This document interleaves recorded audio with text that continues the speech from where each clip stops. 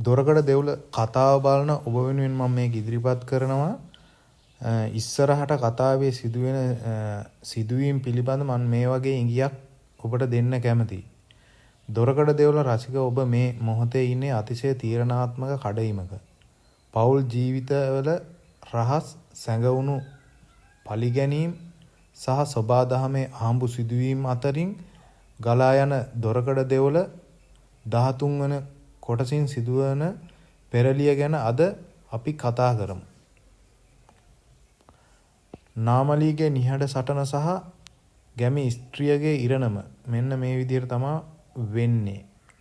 කතාව ආරම්භයේදීම වෙනවා ගැමි ගෑණියකගේ දරා ගැනීම සහ ඇය තමන්ගේ සැමියා කෙරෙහි දක්වන අමුතු ආකාරයේ භක්තිය නාමලී හරහා අපිට දකින්න පුළුවන් මෙන්න මේ සිදුවීමේ ඉදිරි කොටසෙන්.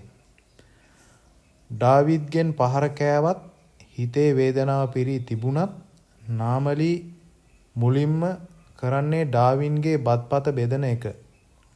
ඩාවිඩ් කැමති විදිහට කොච්චි කරල් දෙක තුනක් බත්පතට එකතු කරලා ඔහුට ආදරය ගෞරවය දක්වන නාමලීගේ සිත ඇතුලේ තවමත් පද්මලතා හෙවත් නැතුම් ටීචර් ගැන තියෙන්නේ මහත් වූ වෛරයක්. සිදුවීම දෙක වෙනවා ගම දෙවනත් කරන තනියා. කතාවේ ලොකුම හැරවුම් සිද්ධියක් වෙන්නේ මෙතෙන් සිටයි. මුළු ගමම බීතියට පත් කරමින් තනියා කියන වන අලියා කුලප්පු වෙලා ගමට කඩා වදිනවා. අප්පුහාමිගේ වට්ටක් අහයන විනාශ කරමින් එන මේ මාරයාගෙන් බේරෙන්නේ ගම්මුන්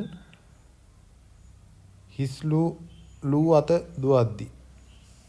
තම දරුවන් එක්ක පාරේ හිටපු නාමලීටත් මේ අනතුරට මුහුණ දෙන්න වෙනවා.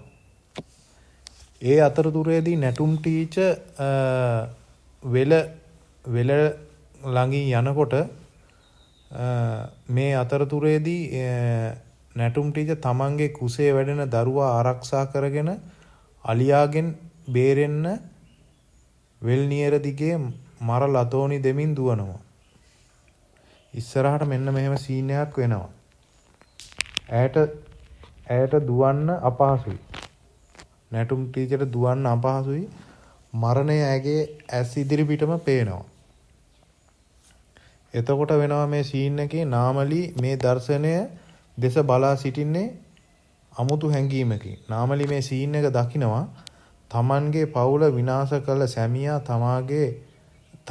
තමාගේ නුදුරාගත් නැටුම් ටීචර් මේ සිදුවන්නේ ditta ධම්ම වේදනීය කර්මයක් කියලා නාමලීට හිතෙනවා.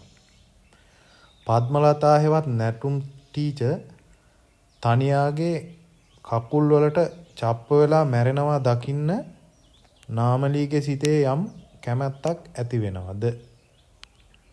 ඇය ඒ දෙස බලා සිටින්නේ උපේක්ෂාවෙන්ද නැත්නම් පරිගැනීමේ චේතනාවෙන්ද? හරිද? අවසාන කොටසේදී අපි මෙහෙම හිතමුකෝ. වනාලියාගෙන් නැටුම් ටීචර් බේරෙයිද? කමෙන්ට් කරන්න. හරිද? නැත්නම් ඩාවිඩ්ගේ දරුවා සමග ඇය මෙතනින් සමුගනීවිද? නාමලී මේ මරණාසන්න මොහොතේ ඇයට උදව් කරයිද? මේ සියල්ලේම ඇත්ත දැනගන්න දොරකඩ දෙවුල 14 වෙනි කොටසත් මම අරන් එනවා. එතකම් මගේ channel එකත් එක්ක රැඳී සිටින්න, subscribe කරන්න, like කරන්න. ඉක්මනින් 13 වෙනි කොටස TV එකේ ගියාට පස්සේ 14 වෙනි කොටස මම නැවත අරන් එනවා.